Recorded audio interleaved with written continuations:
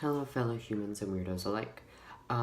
Today I'm going to be doing kind of well, all my videos are quite long, but now that I've gotten into editing, hopefully it won't be too long. But today I wanted to try something a little bit different.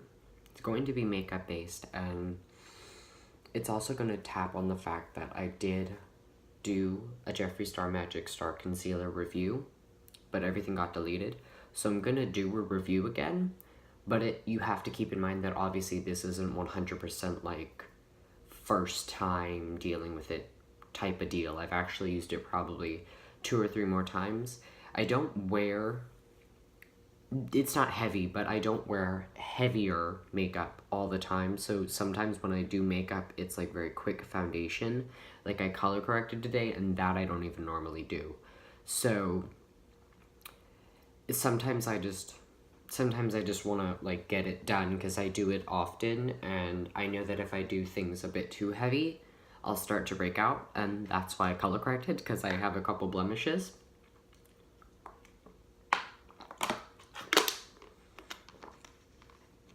Which is also why I'm forcing myself to drink a lot more water, because I've kind of drawn back on that a bit. And I've noticed it, like, an effect on my skin, especially on my forehead, which I've finally got under control. And I used to get those tiny little bumps just on my forehead around my hairline. And I cut out, like, certain, shampoos and stuff that would also make it even worse. And that's helped, but still, being hydrated is also just good anyways. But the other thing that I wanted to talk about is, the thing with James Charles and his old Coachella boyfriend. I don't want this to ever turn into a drama channel. Oh, and I'm using C4, just so you know, but I'm going to start with foundation anyways. I don't ever want this to turn into a drama channel, obviously, because I know I'm not anything big or major, but it does offend me to an extent, because it gives men who do makeup an even worse image than gay men usually have generally as it is. But then on top of that, men who do makeup are getting an even worse rap, especially who are gay. And with him, he likes to always, like, he's tweeted this many times, I'm not going to bother trying to put in tweets or anything, but that he likes to chase straight men. That is a huge, like, generalized type of thing that I think a lot of homophobes love to tap on. They're like, oh, well, you're trying to trick men into sleeping with you, or you're chasing after just straight men, and da-da-da-da-da. And he's edging those type of people on. And for me, at least, because this isn't everyone, a lot of gay men still love James Charles, but personally, not that I've hated him, but recently I have started to, because stuff like that affects more than just him and his views and his subscribers and all that. It affects a whole community, and you're giving it a name that most people love to branch off of. They love to use that type of stuff, and he doesn't care, because all he's worried about is getting that guy. His name was Gage. And what's funny... Oh my god. I'm going to talk about him now. If you've watched my other videos, you know I do have an interesting opinion on James. Because although I don't exactly hate him, because that's a very strong word, especially for obviously someone who's in the same, or trying to be in the same branch of, like, work as him, but he, like I said before, is giving homophobes what they want, especially when it comes to the relationships thing. But also, I don't think it's all fair to blame James or Gage.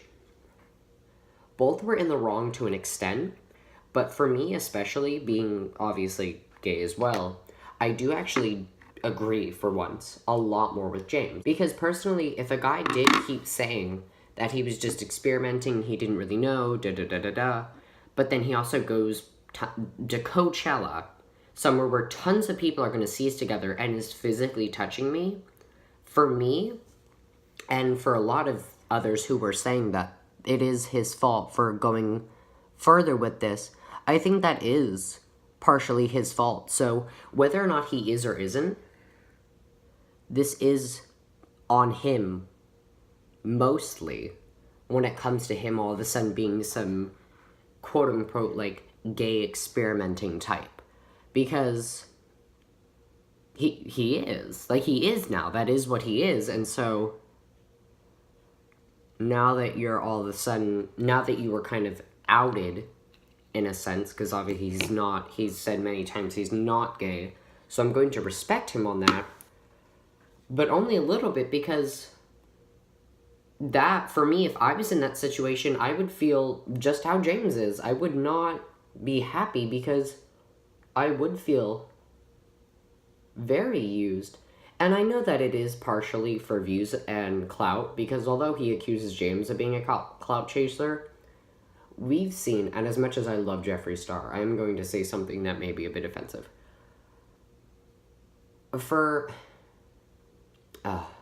Drama is a good business tactic for when you are like a YouTuber.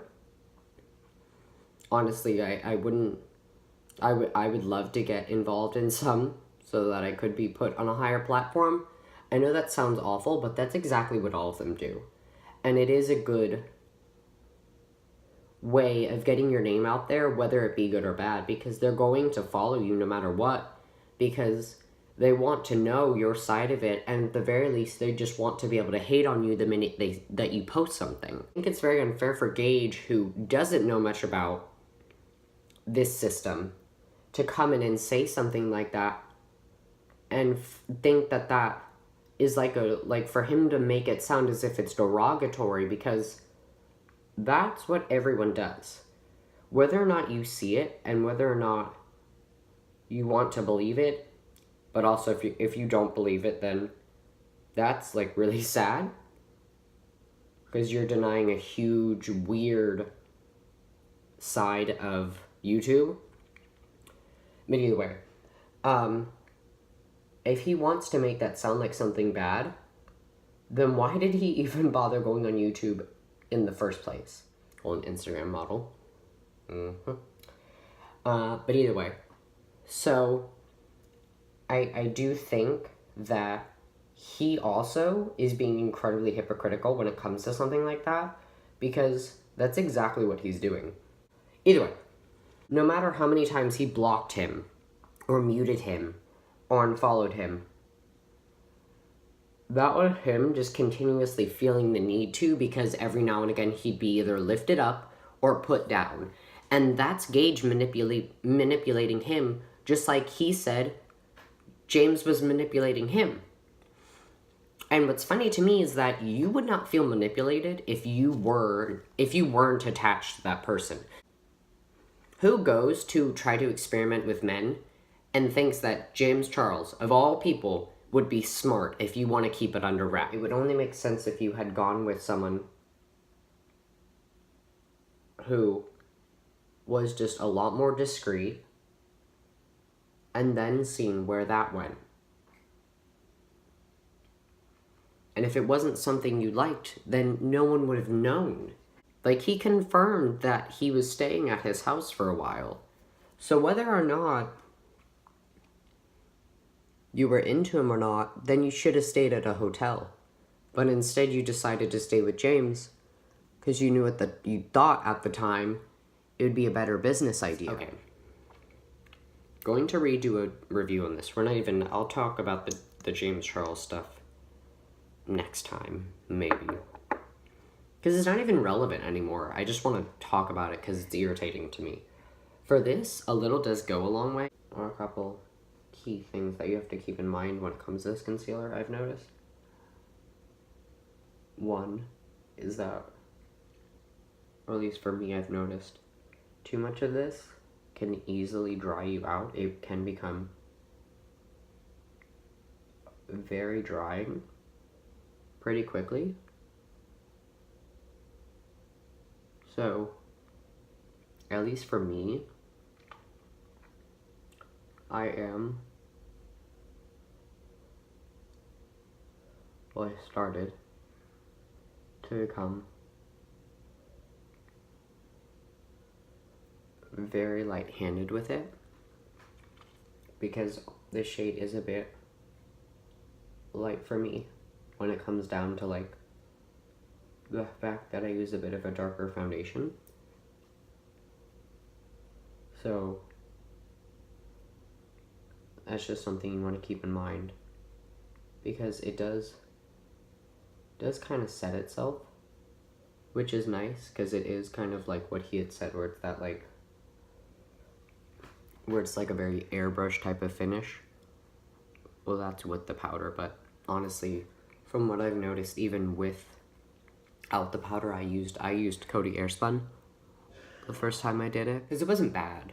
It's just that right there, where it was just a couple dots under the eye, and then I took some because I put too much here and I put it on my upper lip. Like, that's the type of thing, like with most concealers, you have to dip multiple times and you have to use a good amount.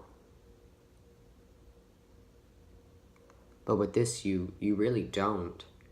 It's actually quite nice. I even put some on my neck. I'm gonna set this really quick, and then I'm gonna plug my phone in and come back. I'm not gonna come back and say goodbye. Hey guys, so this is almost an hour in. I'm only gonna do this one checkup, because this video isn't actually focused entirely on the actual concealer. And I kind of have other stuff that I could be doing. And it's easier to not have makeup on while doing it, like helping my mom with groceries or whatever, or putting away stuff and helping the kids. So I did the rest of my makeup and everything, and I'm gonna try to like let you see under my eye a bit, but I'm self-conscious too, and I have a couple breakouts like I had mentioned, so you can already kind of see them, but we're gonna try on this side. My camera's not the best, but you can see that it really does help. It doesn't alleviate that, but that's because of glasses, so I'm not expecting that to like help, but it does definitely, in minimal amounts, really brightens, especially if you go even 1 or 2 shades lighter, and it really does, like, not mattify, but give like a very nice like filter effect. It really does. And I only used it under the eyes, on my upper lip a bit, and on my chin, and then on my neck to even things out. And with just a bit of like Coty Airspun to set, especially underneath, it doesn't really crease either. Because again, that one line is because of like glasses and just sunken in. Because that's an eye muscle. That's going to happen if you wear glasses, and also if you just don't get good enough sleep. So again, I'm not going to leave this on. I know it's not too long of a review. It's just that I did the one before, and I'm still kind of a bit, still a bit salty because of it, and so like, I don't want to have to try to go back and try to think about how much I just got rid of, because it was very irritating. I know that it's very weird and crazy to think that someone's so hung up on it, but for me at least, I am, because I put my everything into these videos, whether or not it like seems like it, and so when something like that happens, it's just quite irritating. That, and like, I just washed my hair and stuff, and so like, I don't want to keep like messing up my like hair and stuff with the foundation and all that, and it keeps getting caught in like my gloss. And I'm just at home, so like, I am just like relaxing and stuff. It's just that, I don't know, it's just very irritating, because I did the one review and that's all gone. So in doing this, I'm just trying to show you guys that I did really like it. That was kind of the main focus. So doing one check-in, in my opinion, is good enough. If you want other people who do a lot more check-ins, you could probably check like any other person's like account, and they give at least 2 or 3. Most people do, and I did. It's just that it's not. You can see like it doesn't didn't say that word right. Accentuate pores or anything, because I have very big pores under my eyes because of scarring and stuff. And that's something that I was looking for, was something that was going to kind of help alleviate that. And even with like adding powder and stuff, it doesn't, like, there's one like there, but that's about it. And on this side it's good too. It's just these breakouts are making me very self-conscious, and so I also didn't want to leave my makeup on for too long on the off chance they made them flare back up. But I really wanted to do a quick little video and just something makeup wise to be able to post about, just because I thought that it was kind of necessary, because I still wanted to do a review on the concealer, and I hadn't done anything in a while anyway, so I was like thinking like, okay, I can talk the entire time, which I did. You'll see. Well, you have seen. And then you can just focus on talking about something that's been irritating you, hence the whole James thing, and then do your makeup while you're doing it so you don't have to focus on it. Because my skin was doing okay, and then it flared back up, and it was not because of the concealer, it was because of me. So, it was because, like, I think the one day I left my makeup on for at least 9 to almost 10 hours, and ever since then I've gotten this one little flare up. Well, not one, but it's like a tiny little bundle, and then this is just, I know this is disgusting, so if you don't like talking about this, you can click off now, because this is just me rambling. But, that's just a scab, but it was from it, and also because of shaving. I get razor bumps and stuff because of shaving. But, like, even an hour in with, like, using the Mario Badescu, and my nose is pinky because of the, because I use, like, a sparkly brush to kind of contour in certain areas, which I'm not going to do that again, because on this side especially, those speckles, these, are sparkles, just not catching in the sunlight. There's, like, chunks that came off of that normally doesn't happen. And granted, it was some, like, cheap little blush from, like, Walmart, but, like, was not expecting that to happen. I have, like, sparkles, like, along my jaw, too, now. Like, there, you can see them. And they're not catching the light, like, pretty, because the light's there, so it's catching it here. But I've heard to, like, turn there. See? But okay. So, I'm gonna wash this off and stuff, and then I'm gonna well, I have to edit. Oh, I have to edit this. Oh, it's so much cutting out and putting back in and cutting back out and putting back in, because I talk too much. But okay, this is the official bye.